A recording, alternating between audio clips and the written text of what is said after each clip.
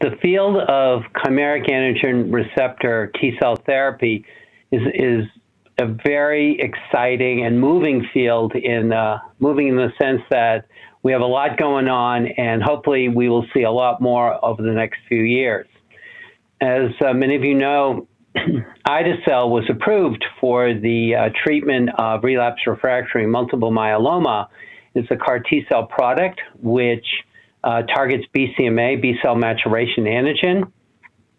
And this is the first CAR T-cell treatment that was approved for the treatment of relapsed myeloma in the States.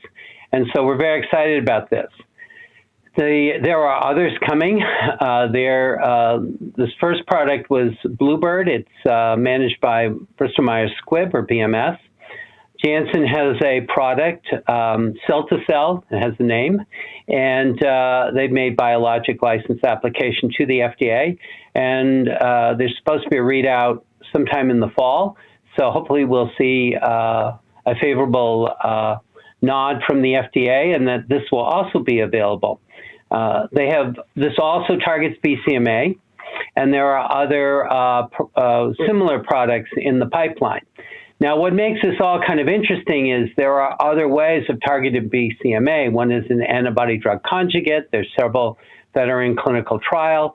There is an antibody BiTE, or bispecific T-cell engager, which is something that has an antibody portion on it, or something that binds BCMA, and the other part binds usually CD3 on the T-cell. So it brings the T-cell and the tumor cell in close proximity, allowing the T-cell to kill the tumor cell. So these all target BCMA, and again, we're not sure which will be better. Will we want to use the CAR T-cell? Will the BiTEs suffice, or the antibody-drug conjugates suffice, or the antibody engagers, because some are FAB fragments of the monoclonal antibody and some are the whole antibody. So all remains to be determined. We also know that there are some targets that are new. GPRC5D is one. That was had a very interesting readout at meetings earlier this year. Remember specifically the ASCO meeting where Talquetamab, the anti-GPRC5D bispecific, which binds, again, GPRC5D and CD3, again, bringing the T-cell close to the myeloma cell, thus allowing it to kill it. It's very exciting data and good responses. The other thing that's very interesting, it appears to be independent of BCMA.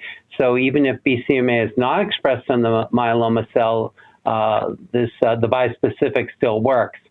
There are also in clinical trials CAR T cells directed against GPRC5D, and they appear to be independent of each other. So if you have a tumor that is no longer responsive to a BCMA CAR T, it very well may respond to a GPRC5D CAR T cell treatment. There are also a variety of other types of CAR T cells being developed. There are allogeneic CARs, which are very exciting, where a normal T cell is gene edited using CRISPR or TALEN technology to knock out the endogenous T cell receptor, making it no longer alloreactive, and then knocking out class 1 expression through a variety of mechanisms. One could be done by knocking out the beta-2 microglobulin, and that decreases class 1 expression. There are things that you could do, such as putting in molecules that would allow for the T cell to become more resistant to checkpoint inhibition and allow it to last longer.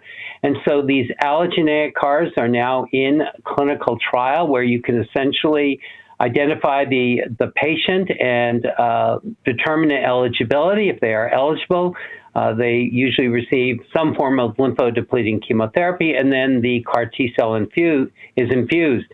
So it gets around the need for having to have the patient's own T cells sent to a laboratory for manufacture of the CAR T cell. Now, will the allogeneic CAR be better than the autologous? Don't know.